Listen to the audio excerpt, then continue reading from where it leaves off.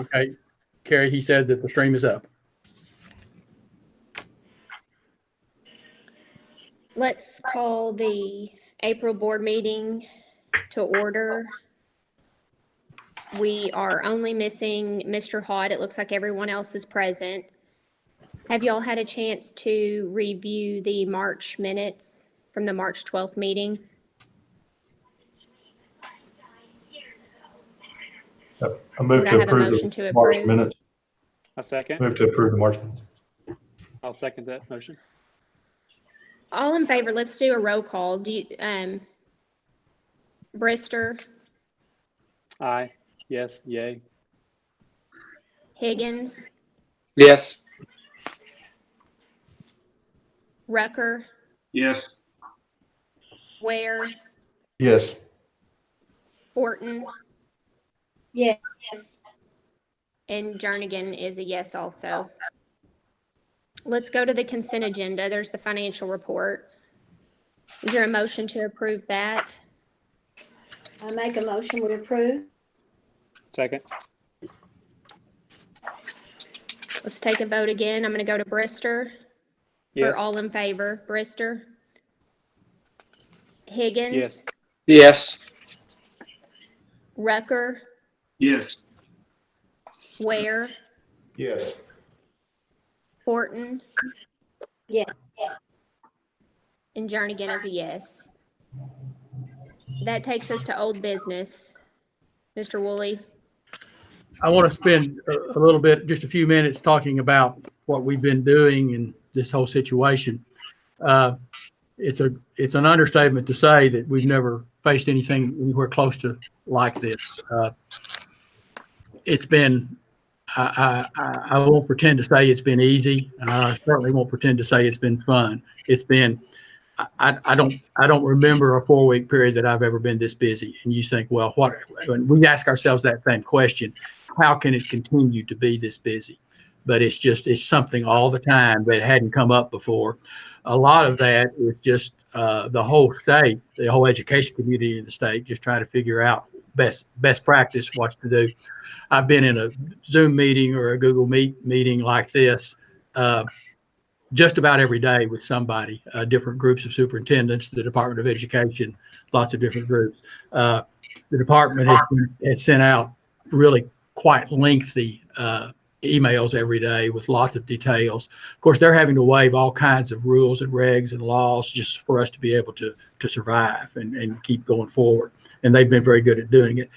Of course, they don't have the answers either. They're just like us. They're figuring it out as they go. On a local level, it's not like having school in a normal way. It can't be. Those of you that have kids at home probably can speak to this a lot better than I can. It's a different world for all of us. I could not be more proud of our staff, though, to the last person. Our teachers, our support people, our maintenance people, our food service people, and I'll come back to them in a minute. Everybody's just doing whatever they need to do. Our teachers are doing a phenomenal job with their students. I will share this with you all at a later date, but I asked our teachers, I think it was last weekend, I sent our teachers an email just saying, I'd be interested in you dropping me a note, sending me an email of just some of the things you have done with your students that perhaps are unique or different, or that you dreamed up, or the kids especially liked, or that worked especially well. And you can't believe some of the things I got. And as I said, I will compile all that and share it with you later on. But it's just been great. Our food service operation has been probably one of the hardest things to get figured out and done best way. There's just a lot of moving parts with that. We were talking about this just a little while ago. Thus far, since we've been doing this, we've served about 10,000 meals to our kids, with none of them at school. I think we've got it lined out pretty well right now. It's what we're doing is working well. We understand it, but that's a lot of groceries to handle and to get out into the community. But it's working well. I think we're getting, if they're not getting food, it's because they don't want it, because we're certainly in a position where they can get it pretty easily, including if nothing else, all they got to do is let us know that they can't get to one of our distribution points, and we'll take it to their house, leave it on their front door. And we're doing that with quite a number every time. Our food service staff is just, they have gone above and beyond the work they're putting into it. And you may not know this, you may be thinking, well, we're giving them a bologna sandwich every day. No, not at all. They're doing things like fixing chili and the day before and putting it in containers and freezing it overnight so that it gets to the homes safely, and whether they heat it in a microwave or pour it in a pan and heat it on the stove, they've got that. They did mac and cheese one day, and they're doing a wide variety of different types of meals rather than just a cold sandwich every day. Now, we are doing some of those, but it's not that every day. And that was their idea, and I couldn't be happier that they are in fact doing that. I have to throw a shout out to our community outreach center. They called us, 2 weeks ago now, and things that they have more of that they can't use, they're calling us to pick up and use. Today we got a whole bunch. Well, of course, we're doing breakfast, and one of the things with breakfast that's required in the meal pattern is juice, fruit juice of some kind. They had a huge amount of fruit juice in the little half-ounce cups or half-ounce cartons that we're all familiar with, that the manufacturer had mislabeled the date, the use-by date, and the date on it is something like April 20th of 2005 instead of April 20th of 2020. So there's nothing at all wrong with the juice, but they couldn't put it in a store to sell because that date was wrong. And the community outreach center couldn't do anything with it, not the quantity they had. So they gave that to us, and we'll make use of that next week. Lots of fruit and just cookies and things like that they had more of that they could use. It's been very beneficial to us, and it's really great stuff for our kids too. I want to go back to academics just for a second. We ask our teachers to find the right balance between continuing to drill down on academics and to continue to ask our students to learn and work and move forward, while at the same time not forgetting about the very unusual circumstances that so many, really all of our families find themselves in. Nobody's used to this. Nobody's used to children and parents being home together like this. Young people are understandably worried about, am I going to get sick? Are my parents going to get sick? Many of them are not at home during the day. They're somewhere else because of daycare situations. So we ask our teachers to be cognizant of all that and to pay attention to that and not neglect your relationships with kids, not be just an academic taskmaster. Our teachers, top to bottom, have really great relationships with students. That's very important. The students I've talked to, one of the things they person after person, student after student says something like, well, kids always want to be out of school. We love snow days and all that, but not like this. And, we miss our teachers. We miss each other. And that's a big deal. And we've asked our teachers to create opportunities for classes to just have a little time just to talk to each other like this, like what we're doing. And they're doing that in many cases. And I think that's very valuable. But as we always do in this school district, academics is certainly why we're here. It's certainly important, but so are relationships. And so is growing up to be the right kind of person. And we're paying attention to that now just as much as we do any other time. We've really worked to help everybody, staff, teachers, students, to remain calm and steady. This is unusual, but it's not anything we can't do. It's not anything we can't manage. And we've done that, and we're going to continue to do that. Do any of you all have any questions about anything specific that we're doing or that you've heard of or want to know more about or anything? I've appreciated your response about the work. The level of work when we first started this was really intense, it seemed like, and I think that's gotten to a better amount, certainly as we've moved forward. Yeah, I agree with you completely, Sean. We started out and I was part of that, of saying, let's have school 6 hours a day, just like if we were in normal school. And we figured out pretty quickly that's wrong. And we can't do that. And I've talked to the teachers several times about finding the right balance. And I hope we're about where we need to be. I think you're getting there. I think it's gotten really close. That first Monday and Tuesday of the first week, we're doing homework from 9 in the morning until about 10, 11 at night. Not nonstop, but certainly a lot longer than we all expected. Yeah. We have a kindergartner. I've been very impressed with the organization, with the way the kindergarten teachers have split up the workload and distributing out the assignments. We're pretty excited about it. One of our biggest problems, and I should have mentioned this already, and I just overlooked it. Of course, not all of our students have internet access, and that's not neglecting those children has been one of our hardest parts to address. And we're doing a couple of different things. In many cases, we're sending them paper packets, and if they can't come get it, we take it to their door, and we're doing that. We're doing that just as needed. We started day before yesterday, had to stop and think. Many of our students that did not have internet went ahead and took a Chromebook home. And now we started day before yesterday, teachers are putting their instructional information on a thumb drive, and we're taking that thumb drive to them. That's not quite as good as being on the internet, but it's close. And if they have lessons to do, then they can save that to the thumb drive and send it back to us. I think we've got about 1,300 or 1,400 of our Chromebooks out with our students. We told them, not only if you don't have a device at home and want one, that's fine. Something I had not thought of, a family that has a good computer and good internet connection, but what if there's mom and dad that got to use it for work and 3 kids that got to use it for schoolwork? So we told them, you need 2 or 3 Chromebooks? We got them. And we're happy to do that. So that's helped a lot, and that's working really well. Anything else? We've got another month and a half of this or so.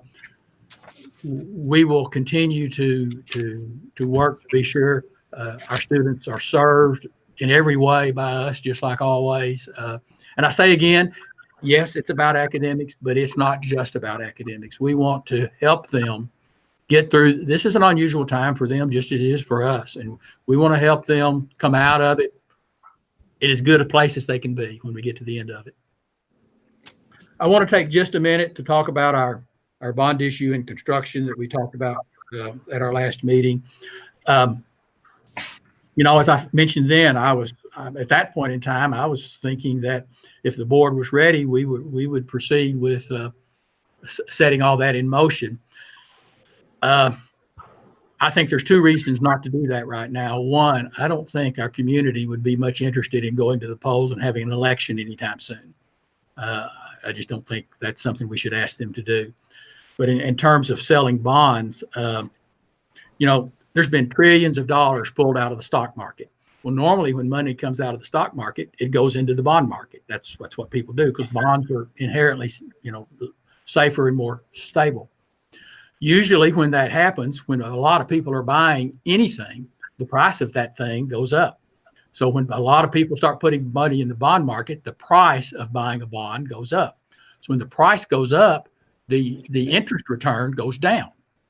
That's the way it always works. That didn't happen. For whatever reason, the interest rate on municipal bonds, it's doubled from when we talked a month ago. I've asked some of my colleagues around the state. I found 2 different school districts that already had bond issues scheduled when this all started. So they went ahead with them. One of them got no bids at all. Zero companies, insurance companies, banks, whatever, bid on it. The other one, instead of the bids being in the 2% range, they were in the 4.5% range. So they rejected all bids. So I think that's where we find ourselves. This is just not, the stars didn't line up in our favor here. The bond brokers really feel like that the turmoil in the financial markets will settle down long before the stock market recovers, but that the general financial world will settle down.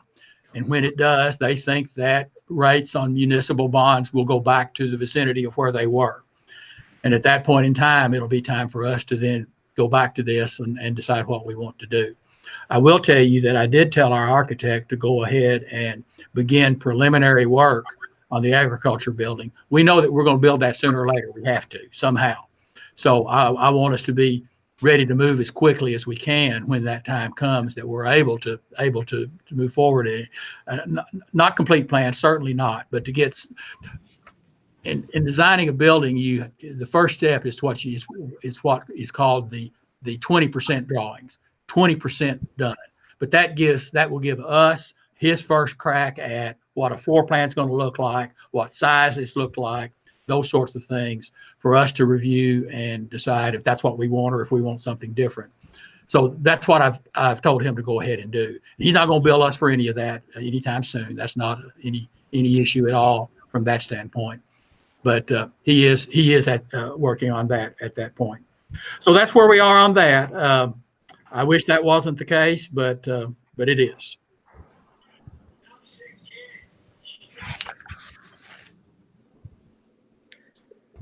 Would it be something that we would consider if they go down again? Is there anything we should pass to be ready?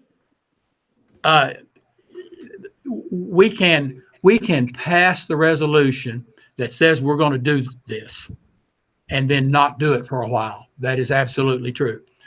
Typically, when you do that, you do set when you're going to have the election and all that at the same time, but you don't have to.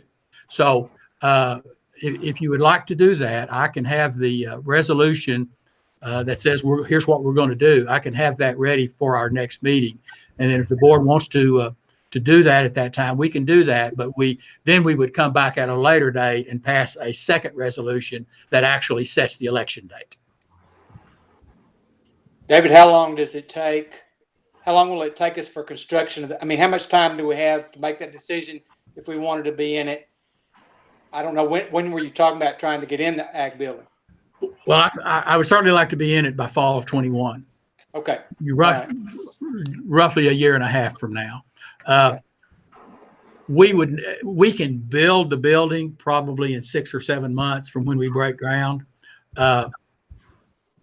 So back up from that, we would need to know for sure that we're going to do it, meaning having had the election and the voters approved doing it by Christmas-ish, something like that at the late fall, Christmas, Thanksgiving area. Yes. Yeah. Okay.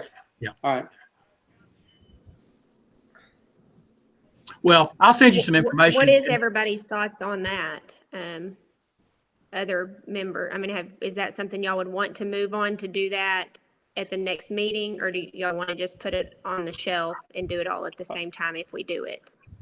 My inclination is just wait and kind of see where we move through with the virus and the financial markets and just kind of see how everything plays out. Yeah, is there any speed benefit to doing it in 2 steps versus just doing it at once? There's no real benefit or detriment. It's just more paperwork. It really doesn't make a lot of difference. There's not really any great advantage to it either, because we can't do any of it until we do the resolution. You know, we have to do the resolution before that sets the election before you can do anything else. So really, if we do it in 2 steps, it's just really, we're just kind of saying, here's what we're going to do. It really does not speed up the process at all. Okay. Let me talk with our people at Stevens, and for a while I was talking with them nearly every day. I've not talked with them this week at all. Let me do that and see how they feel like things are, and I know that they know it's not time to move, or they would have let me know that. Let me do that, and I'll send you all something in a few days, and then we'll see where we are. Be great. Okay, let's go to new business. We have 2 new employees I'd like to recommend to you for next year. Sent you their information in the agenda packet. The first one is Renee Taylor. Renee is digging for my sheet here. Sorry. I don't know where I put it. Just a second. There it is. she's finishing her degree this spring at UA Fort Smith, and she's interning at Greenwood. She tried her best to keep from telling us that, but we finally got it out of her. They are very high honor. She's doing a very good job. She's ready to go, and she'll be a strong teacher. We're really pleased about her. The other one is Grace George. Grace is taking our position of Director of Food Service, replacing Debbie Stewart, who is retiring. Grace kind of fell in our lap.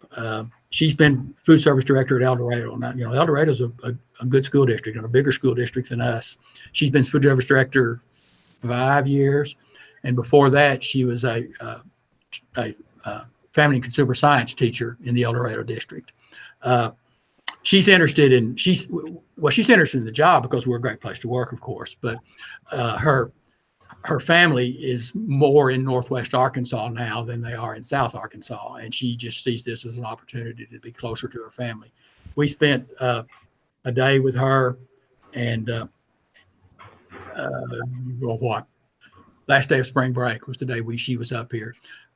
We were very impressed with her. I think I feel extremely lucky that we have somebody with her experience and her expertise and that knows Arkansas School Food Service like she knows it, coming into the position.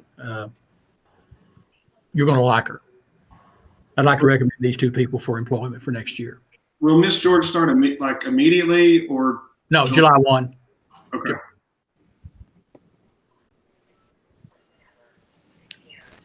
Do I have a motion to approve the employment of Renee Taylor and Grace George? I move to approve the hires. I'll second. Any discussion? Do they Let's take a vote. outsource any of their food? Nope. Go ahead. Go ahead, yes. When she became Food Service Director in El Dorado, they were right in the middle of a 3-year contract, and they've discontinued it. So she knows both sides of it. Good. Any other questions? David, what are you going to do in regards to Mr. Williams' position for the remainder of the I'm glad you asked that. I was getting ready to mention that. Renee Taylor is actually that position. As you know, Mr. Williams had already announced his retirement and was retiring here at the end of this school year. Wow. So she was already, we were employing her as his replacement. In the meantime, but right now, 2 of our present science staff are just taking on that load. They're each taking half of his classes. 2 of our veteran strong science teachers are just doubling up, and they volunteered to do that. That's wonderful. Appreciate their stepping in to do that. And I do want to say I had the opportunity to work with Mr. Williams for several years. I actually was the one who hired him at the middle school when he came. He was an outstanding teacher and an outstanding man, and it is a great loss to our school district, and I know to his family. It was one of those situations, it's always difficult in a school district on staff and students, especially students of a teacher when a teacher passes away. It was doubly difficult on our students in this case because he was very well liked, very popular, and then they can't even be together to grieve together. Right. And that makes it doubly difficult. And we've done we've tried to do the best we could to help them through that. Any other discussion? Let's take a roll call vote. I have Brister, Aye. Hott, he's absent. Higgins, Yes. Rucker, Yes. Ware, Yes. Horton, Yes. and Jernigan, yes. So that takes us to the reemployment of our classified employees. I always struggle a little bit to try to think of a different way when we're recommending the reemployment of a group of people, to say it in a different way, how how valuable a group is to the operation of the school district. This group, particularly certain sections of it, the last month have they've gone so far out of their way, so far over what their job description is, so far beyond what anybody has any right to expect out of them. Without one word of complaint or one word of hesitation, just what do you need for me to do next? And that's true of our whole staff, all 450. But it's that attitude, that camaraderie, that whatever it takes. That's what makes Alma what it is the fact that everybody's willing to do whatever needs to be done with no complaint, no questions.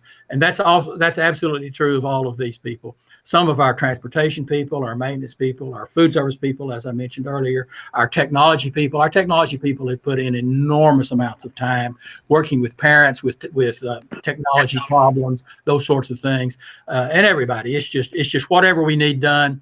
They don't wait. They go looking for how can we be of help. And we've had people calling up and saying, I need something to do. What can I do? And we're so fortunate, and I'm so blessed to be able to work with a group of people like this. And I can't say strongly enough how pleased I am to recommend their reemployment. I move to reemploy the classified personnel so listed. I'll second that. Any discussion? Let's do a roll call vote. Brister, Yes. Higgins, Yes. Rucker, Yes. Ware, Yes. Horton, Yes. and Jernigan's a yes. That's all I have. As I mentioned to you earlier, we deliberately kept the agenda short because of the circumstances and doing it like this. I feel like this went very well, went very easy. And if we need to do it again, we certainly can. It's certainly not my preference. I think it's certainly better to have a live meeting if we're able to, but it's good to know that we can take care of the business of the district this way if and when we need to. Do I have a motion to adjourn? Move to adjourn. Move to adjourn. And is there a second? All in favor? Let's go through it real. Brister, Higgins, Yes. Rucker, Yes. Ware, Yes. Horton, Yes. and Jernigan's a yes. So Thank you all very much. I appreciate your patience. I appreciate you being willing to do this way, and we'll be in touch. Yes, Thanks. Keep up the good Stay work. safe. Thank you. Stay thank safe. you. Keep up the good work. Yep.